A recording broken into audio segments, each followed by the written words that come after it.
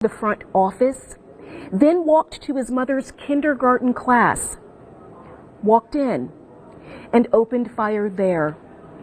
We've talked about the security a bit at this school because we heard from a parent this morning during our coverage saying that anyone who comes to Sandy Hook Elementary has to be let in. They have to ring a buzzer. Someone in the office has to let them in. And again, it all makes sense. The son of a kindergarten teacher either led into that school this morning or somehow found his way in and opened fire. And one other father told us of his helpless feeling when he learned of the situation. In his words, there are no words. One person who is a superior observer of human beings over the years, our veteran reporter Doug Green, is live in Newtown. Doug, who have you talked to and what have they had to say to you throughout this awful, awful day? Jerry, we were one of the first reporters to get down here before 11 o'clock. By that time, the police had evacuated the school. We were just outside of the Sandy Hook Fire Department, which is where they had taken the surviving children and teachers. And so what we were seeing was one child after another coming out of that fire department with his mother or father or a friend of the family. And some of them were talking. Some of the children were talking about hiding under the desk.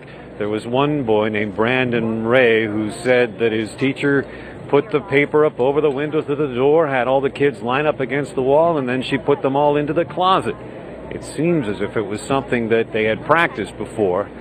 It's something you'd think they would never, ever have to do for real. But here in Newtown, of all places, Fairfield County, they had to do it this morning. So it was hard to tell the horror of what's happened here looking at the people coming out of the firehouse. Police weren't saying anything. The firefighters weren't saying anything.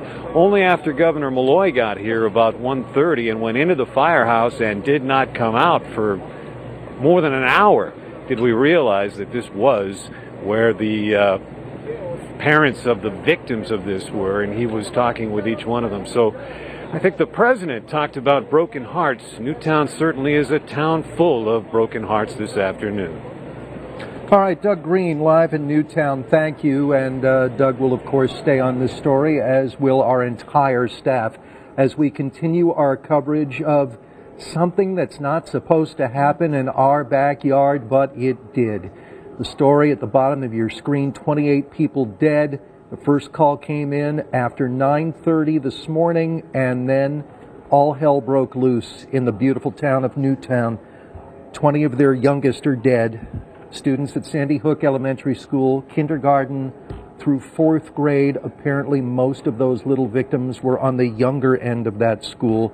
The kindergarten teacher, the mother of the alleged shooter, was also among the victims. 20 children, 6 adults, and the shooter. And the shooter is now being identified by the Associated Press as Adam Lanza, 20 years old.